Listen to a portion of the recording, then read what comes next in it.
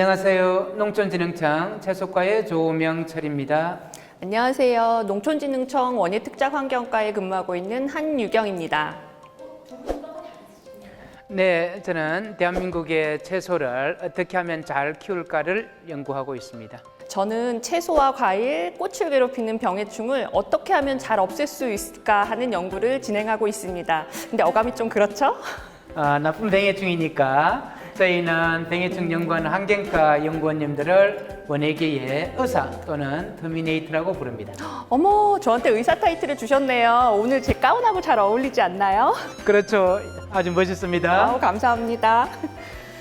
연구소님, 오늘은 우리가 토마토에 발생하는 병해충이랑 생리장애에 관해서 소개하러 나왔잖아요. 그래서 제가 먼저 토마토에 발생하는 병해충 넘버 10을 준비했습니다. 저희 차트가 있는데요. 차트로 먼저 보실까요? 와, 차트까지 준비했어요. 역시 멋진데요. 그런데 차트는 어디 있지? 착한 사람들한테만 보인다는 CG로 제가 준비했습니다. 한번 보실까요? 여기 보이네요. 자, 그럼 제가 준비한 토마토를 괴롭히는 병해충 넘버 1부터 가겠습니다. 넘버 1은 토마토 황화 잎말림 바이러스입니다. 네, 토마토 황화 잎말림 바이러스는 이름처럼 잎이 말리고 색깔도 변하는 병이 되겠습니다. 이 황화 잎말림 바이러스는 줄기가 자라지 않고요. 개화가 잘 안 돼서 열매가 잘 안 맺는 특성이 있고요. 이 병이 감염되면 농가에 굉장한 경제적 피해가 심해 국가검역 관리 대상 바이러스로 지정돼 있습니다. 이 바이러스를 전염시키고 확산시키는 범인은 담배가루이지. 연구원님 잘 알고 계시네요. 예, 농가에 가면 이거에 대해서 농민들이 많이 힘들어해서 관심도 많고 이거에 대해서는 좀 알고 있는 편입니다. 재배할 때 담배가루이가 포장으로 유입되어서 문제가 되고 있습니다. 그래서 이 병을 방제하기 위해서는 방충망을 설치하고 이 해충을 잡을 수 있는 끈끈이 트랩을 설치해서 미리 예찰을 하고 물리적 방제를 같이 병행해 주는 게 좋습니다. 또 토마토 포장 안과 밖은 항상 청결하게 관리를 해주고요. 육묘를 할 때는 격리된 별도 포장을 이용하며 그다음에 아주 심기 후에는 버려진 묘와 바이러스 감염이 확인된 토마토 식물체는 제거해서 태워주거나 땅에 묻어야 합니다. 네, 그렇군요. 네, 두 번째는 토마토를 괴롭히는 병의 토마토 반점 미조 바이러스입니다. 이 병은 농가에서는 칼라병이라고도 불러요. 발병 초기에는 잎이 이렇게 변하다가 결국 갈색으로 변해 죽고요. 줄기에서는 이렇게 띠나 점이, 열매에서는 둥근 무늬가 나타나기도 합니다. 그 다음에 착색기에는 증상이 나타난 부위가 착색이 안 돼서 기형과가 돼 상품이 완전히 떨어지는 현상이 나타나고 있습니다. 아유, 아까워라. 완전 농사 망쳐버렸네. 그래서 이 바이러스는 해충이 전염을 하는 바이러스가 되겠습니다. 네. 그래서 그 해충이 바로 총체벌레인데요. 이 총체벌레에 의해서 병이 확산이 되고요. 작업도구와 그다음에 총체벌레가 흡집을 한 지백으로 인해서 전염이 되고 있습니다. 이 또한 마찬가지로 방제 방법은 총체벌레의 를 방제하는 것이 최선이 되겠습니다. 그래서 먼저 총체벌레 유입을 완전히 봉쇄하고요. 그 다음에 이랑과 고래 비닐과 부직포를 씌워서 총체벌레의 생활을 단절시켜주는 게 중요하고 또 특히 이 총체벌레는 하늘색, 파란색 끈끈이 트랩을 좋아한대요. 그래서 끈끈이 트랩과 등록된 약재를 이용해서 방제를 하여주는 것이 좋습니다. 그래서 농가에 가면 그런 끈끈이 트랩들이 가끔 붙어 있는 것을 볼 수 있군요. 네. 다음은 넘버 3 궤양병이 되겠습니다. 궤양병 같은 경우는 감염종자와 토양을 통해서 1차 전염이 시작되고요. 그 다음에 아주 심기 후에 한 달에서 2달 내에 병증이 나타나기 시작합니다. 초기에는 입 안쪽에서 병반이 시작되고요. 잎이 시들고 심하면 고사하기도 합니다. 또한 뿌리에서부터 올라온 병원균이 줄기의 물관과 도관을 타고 옮겨 다니면서 줄기 역시 변색되거나 쪼개진 증상이 나타나기도 하고요. 과실 표면에 드물게 궤양 증상이 나타나기도 합니다. 궤양병은 재배 중에 발생하면 자극 과정이나 도구를 통해서 빠르게 2차 전염이 돼서 경제적 피해가 엄청 크잖아요. 초기에 특별히 주의를 해야 되겠네요. 네, 맞습니다. 따라서 주기적으로 예찰을 통해서 병증이 초기에 나타나면은 등록된 약재를 이용해서 토양 내에 관주를 해줘서 방제를 해주고요. 병든 식물체는 옆에 건전한 주의 전염원이 될 수도 있기 때문에 초기에 바로 제거해 주는 것이 좋습니다. 그다음에 접촉을 통해서 전염이 잘 되니까 농작업 중에 사용하는 장갑이나 도구나 이런 것들을 소독 약재로 소독하면서 농작업을 진행해 주시면은 예방하는 데 좋습니다. 예, 예. 네, 이번에는 네 번째 병인 품마른병이 되겠습니다. 이 병도 앞에 궤양병과 마찬가지로 토양에서부터 시작해서 줄기, 잎, 도관을 타고 이동하면서 전체, 식물체 전체에 시드는 증상을 나타내는 증상을 보입니다. 우리 밭에도 가끔씩 이게 나와서 진짜 힘들어요. 네, 그 초기 증상을 보면은 낮에는 잎이 막 시들고 밤에는 살짝 회복하는 듯 싶다가 좀 날이 더 더워지면은 물에 꼭 나무를 데친 듯이 이렇게 시들어 축 늘어지는 이런 증상들이 생기는데요. 뿌리에 생긴 상처를 통해서 병원균이 침입했고 그다음에 고온다습한 조건이 되면은 이 병이 많이 전염이 됩니다. 네, 방제 방법으로는 연작을 피하고 토마토가 아닌 작물로 재배를 하거나 그다음에 새로운 작기에 토양을 담수하거나 태양열로 소독해 주거나 이런 것들을 이용해서 토양을 소독해 주는 것이 좋습니다. 다음에 뿌리에 상처가 나지 않게 관리하고 병든 식물체는 조기에 제거해 주는 것이 좋고요. 등록된 약재로 토양에 관주해 주는 방제 방법을 선택하는 것도 병의 진전을 늦춰주는 효과가 있습니다. 네, 넘버 5는요. 식물 전체가 시들어버리는 시드름병입니다. 이 병은 토양에 있는 균이 뿌리를 통해서 침입해서 병이 발생을 하고요. 산성 토양과 사질 토양에서 많이 발생하고 있습니다. 계속 토마토만 연속해서 심을 경우에 문제가 좀 심하게 발생할 수가 있고요. 방제 방법으로는 토양의 산도를 pH 6에서 7로 유지하고 토양을 담수하거나 태양열로 소독해서 병원균을 죽여주는 이런 방법을 선택하는 것이 좋습니다. 그렇구나. 아유, 토마토 병도 많아요. 그다음 우리 궤양병하고 품마른병은 세균에서 오는 건가요? 네. 그리고 시드름병은 곰팡이 때문에 오는 곰팡이에서 것이고. 오는 거죠. 예. 증상은 초기 증상은 세 개가 시드는 증상으로 다 비슷하게 옵니다. 예, 예. 네. 그런데 원인균들은 곰팡이, 곰팡이. 세균 이렇게 다르고. 네. 예, 예. 네, 그럼 저희 다음 병으로 한번 넘어가 볼까요? 다음 6번째 병은 잎과 줄기 여기저기에 흰가루를 뿌린 것처럼 보이는 흰가루병이 되겠습니다. 이 병은 주로 시설 내 하우스에서 재배할 때 많이 발생을 하는데요. 시설 하우스 내에 습할 때 많이 발생을 합니다.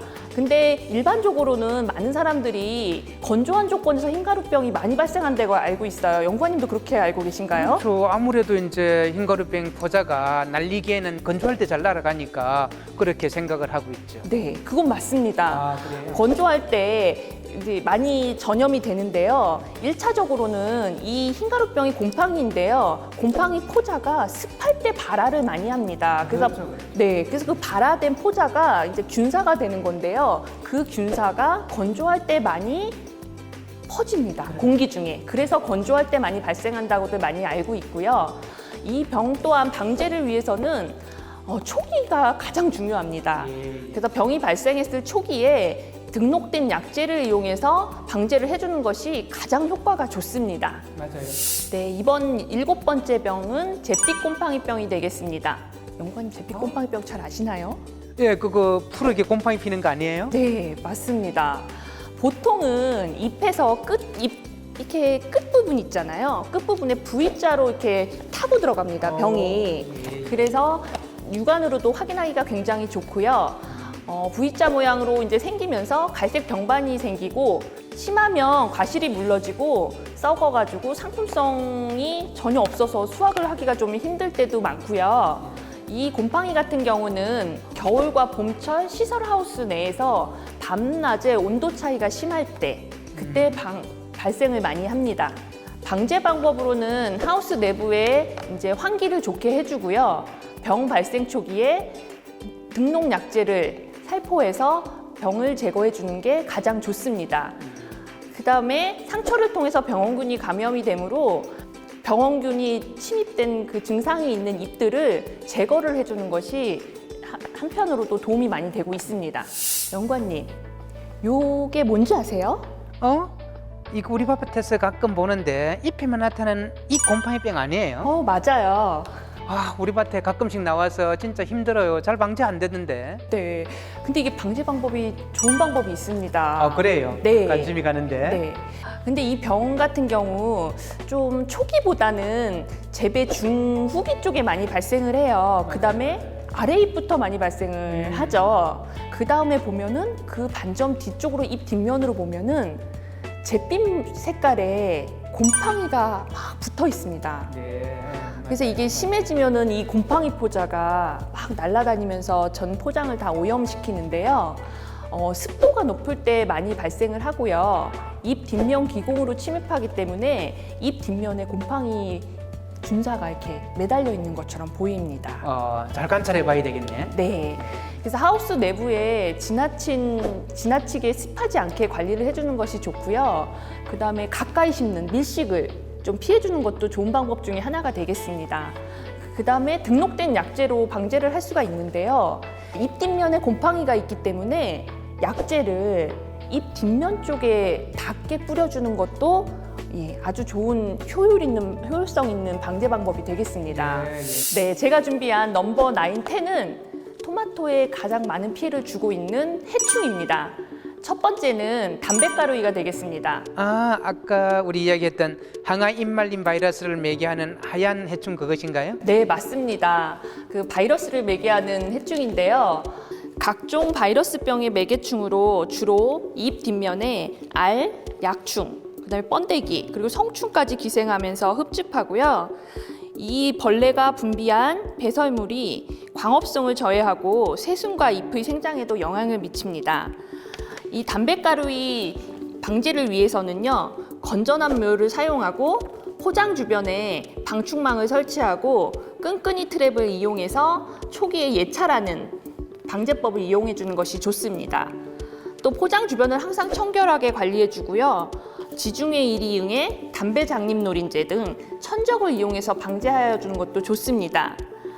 친환경 방제를 위해서 방제를 천적을 이용해서 사용하기도 하지만 이게 좀 여의치 않을 때는 등록된 약재를 살포해서 초기에 방제하여 주는 것이 가장 좋습니다. 이제 마지막입니다. 이 마지막 대상 병해충 중에 하이라이트는 총체벌레입니다. 아까 칼라병, 우리 반점 위조 바이러스 전염한다는 그 해충인가요? 네, 맞습니다. 총체벌레인데요. 이 총체벌레는 주로 꽃과 어린 잎에 피해를 많이 주는 벌레가 되겠습니다. 이 총체벌레는요, 성충이 열매가 열렸을 때 구치물을 찔러가지고 열매에 직접적인 피해를 준다고 해요. 혹시 들어보신 적 있나요? 보신 적이나? 그럼요. 우리 토마토에 보면 가끔씩 벌레 자국이 있어요. 그래서 상품성이 떨어지게 되죠. 토마토 열매에. 그래서 열매가 코르코아되는 증상이 나타나기도 하고요. 열매가 컸을 때 그 증상이 나타나다 보니까 굉장히 상품성이 떨어지는 이런 상황을 만드는 경우도 많습니다. 이 벌레 같은 경우는요, 식물 조직 속에서 알이 부화하고 약충이 작물을 가해하고 그다음에 땅 속에서 번데기를 거쳐가지고 성충이 되는데요. 1세대가 돌아가는 게 14일밖에 걸리지 않잖아요. 그렇게 짧아요? 네. 와, 방지하기 힘들겠네. 거기다가요, 이 1세대 거치는 게 1년에 한 10번 정도는 너무 힘들어. 반복이 된답니다. 종류도 많고 그렇게 빨리 이게 회전이 되니까 네. 참 힘드네, 벌레 맞기. 이 총체벌레 방제를 위해서는요, 건전한 묘를 사용하고 방충망을 설치하고 파란색 끈끈이 트랩을 이용해서 예찰과 물리적 방제를 같이 동시에 진행해 주는 것이 좋습니다. 등록 약조를 사용할 때는 다른 계통의 2, 3종의 약을 이제 교차해서 뿌려주는 것이 좋습니다. 또한 천적을 이용해서 방지해 주는 방법도 있습니다. 그래서 총체벌레는 오리이리응애나 스키미투스 응애 같은 천적을 이용해서 방지해 주는 것도 좋습니다. 아이고, 한 박사님 애쓰셨습니다. 덕분에 뱀과 해충에 대해서 잘 정리가 됐네요. 별 말씀을요. 제가 너무 많이 알려드리고 싶은 마음에 너무 긴 시간을 잡아먹은 것 같아요. 기다리시느라 애쓰셨죠? 아니에요. 저도 공부도 많이 했습니다. 근데 저는 이 차트도 준비 못하고 어쩌죠? 뭐 그런 그 겸손한 말씀을 하세요. 연구관님은 걸어다니시는 채소 백과사전이시잖아요. 제가 콕 한번 찌르면 줄줄줄줄 나오는? 아니에요. 전혀 그렇지는 못해요. 아마 그럴걸요? 연구관님, 토마토에 배꼽이 이렇게 까매지는 거랑 막 그 과육이 터지는 거랑 이런 증상들은 뭘까요? 예, 토마토에 그런 증상들이 많죠. 그것들 우리 생리장애라고 이렇게 얘기하죠. 배꼽에 그래 썩어가는 것을 배꼽 썩은병, 또 토마토가 갈라지는 것을 열가라고 이렇게 얘기합니다. 자, 그래서 오늘은 제가 토마토 생리장애에 대해서 5가지를 준비했습니다. 가시리 이렇게 쩍쩍 갈라져 버리는 이 증상이 토마토에서 많이 발생하는 열가입니다. 원인은 다양한데요. 일단 꼭지 부분에서 발생하는 방사상 열가는 가일 표피가 약한 품종에서 많이 생기고요. 가피와 가육부에 발육의 불균형으로 발생하게 됩니다. 계속 건조하다가 갑자기 물이 많아지거나 건조한 후에 비가 내릴 때 발생이 많을 수 있습니다. 동심원상으로 생기는 열가와 측면에 생기는 열가는 물이나 이슬에 의해서 가실 표면이 젖었을 때, 기온의 급격한 변화가 있을 때, 토양 수분의 급변과 직사광선 등에 의해서 많이 생깁니다. 그럼 연구관님, 이 열과에 대한 대책으로는 뭐가 있을까요? 예, 열가를 예방하기 위해서는 일단 발생이 적은 품종을 선택하고 급격한 수분 변화를 막기 위해서 토양을 깊이 갈고 유기물을 충분히使用해서 뿌리가 잘 뻗도록 해주는 게 좋습니다. 또 토양의 극단적인 건조나 가습을 피하고 건조와 습해의 차이를 줄일 수 있도록 물 관리를 잘하고 가일에 강한 직사광선이 닿지 않도록 과도한 순지력이나 잎따기를 삼가해 주는 것이 좋습니다. 가일이 길쭉하거나 배꼽 부분이 뾰족하고 주름이 생긴 경우 또는 2-3개 가일이 붙어 모양이 이상하게 된 토마토를 우리는 기행가라고 이렇게 부릅니다. 기행가가 발생하는 원인은 꽃눈 분화기 때 또는 육묘기 때 7도씨 이하 정도의 낮은 온도나 오랜 기간 저온이 경과될 경우 발생이 많습니다. 특별히 밤 온도를 8도씨 이상 높여줘도 낮 온도가 20도씨 이하일 경우에는 발생하기 쉽습니다. 또 꽃눈 분화기나 발육기에 필요한 이상의 많은 물을 주거나 비료를 너무 많이 줬을 때도 초세가 강해서 이런 증상이 잘 나타납니다. 그럼 이런 증상이 있을 때는 어떻게 해야 되나요? 그러게 대책으로는 밤 온도가 10도씨 이하로 떨어지지 않도록 주의를 해주고 질소질 비료를 너무 많이 주는 것을 피하고 물을 많이 주지 않도록 해야 됩니다. 반촉성이나 촉성 재배 때는 어린 묘를 정식하면 초세가 강해질 우려가 있기 때문에 첫 번째 하방에 꽃이 2-3개 정도 피었을 때 정식하는 것이 좋습니다. 또 각 하방의 제1번 꽃은 비정상적인 꽃으로 기행가가 되기 쉽기 때문에 젓갈을 할 때 따주는 것이 좋습니다. 연구관님, 이 과일 이 배꼽 부분에 이렇게 까맣게 된 이런 증상은 뭔가요? 그것도 우리 토마토에 흔하게 나타나는 배꼽 썩은병이라고 하는 겁니다. 이거는 주로 이제 어린 가일에서 주로 많이 발생을 하고 처음에는 가실의 배꼽 부분에 증상이 나타나다가 가일이 점점 커지면서 병 무늬의 크기가 확대되면서 흑갈색으로 함몰이 되거나 말라버리거나 썩게 됩니다. 발생 원인으로는 가일이 커지는 시기에 석회가 부족할 경우에 자주 나타납니다. 그럼 석회를 중간에 줘도 이게 해결이 되나요? 그럼요. 그렇지만 제일 좋은 방법은 아주 심기 전에 석회를 충분히 사용해서 봄밭을 준비하는 것이 좋고 과다한 비료를 삼가해야 합니다. 특별히 발생 초기에는 염화칼슘 0.5% 수용액이나 시판되고 있는 염화칼슘 제제를 일주일 간격으로 2-3번 연면 살포를 해주거나 토양에 간주해야 됩니다.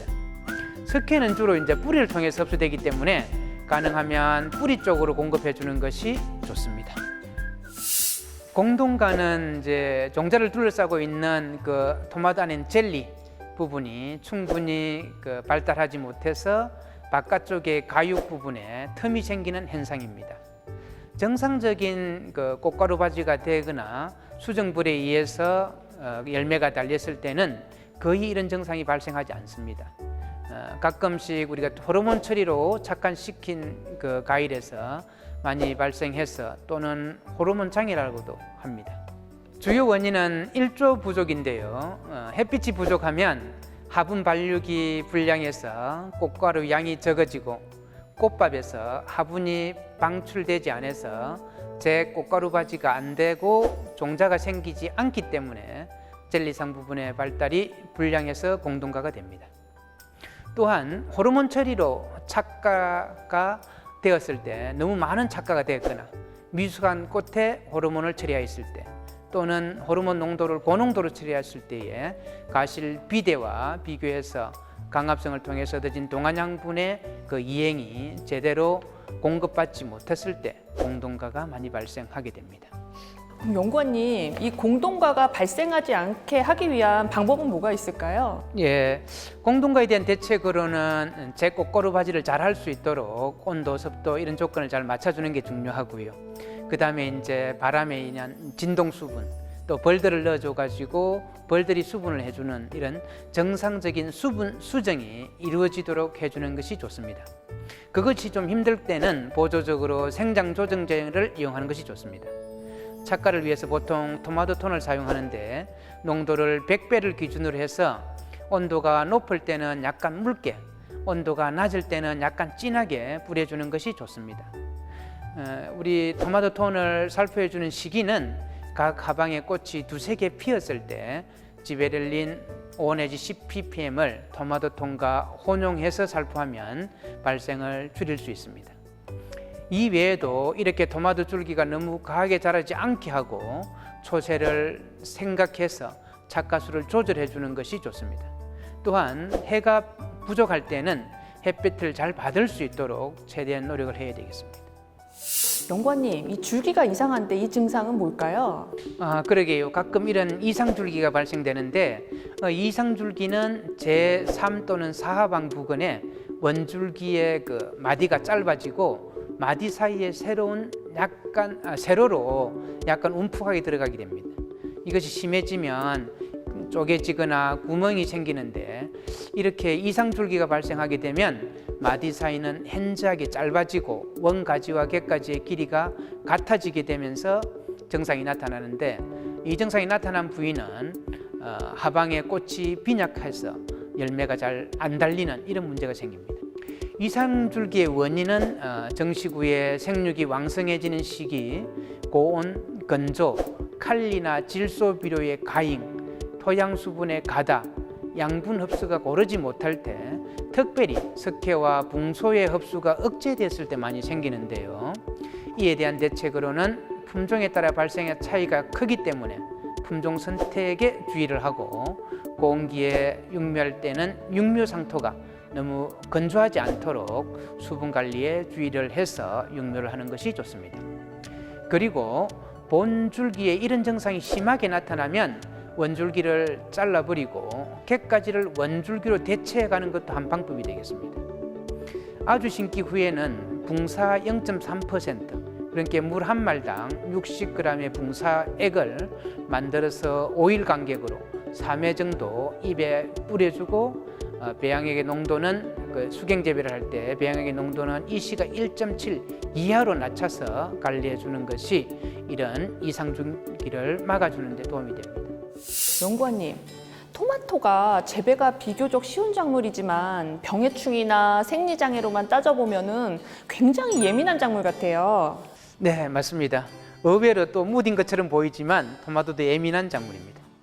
토마토의 고향이 우리나라가 아니고 저 안데스 지역이거든요. 그래요? 네, 그래서 안데스 하면 아무래도 고산지대라 보니까 비가 적고 건조하고 강렬한 햇빛이 내리쬐는 곳이죠.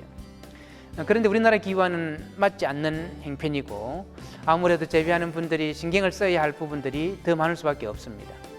따라서 토마토 재배에서는 무엇보다도 온도, 습도, 햇빛 이 세 가지 환경 관리가 중요하다는 사실을 꼭 기억해야 할 것 같아요. 네, 저도 꼭 기억하겠습니다. 그 세 가지가 병에도 참 중요한 것 같아요. 또한 병해충은 정밀 예찰을 통해서 발생 초기에 방지하는 것이 무엇보다 중요합니다. 이 사실 꼭 기억해 주세요. 여러분 기억해 주세요.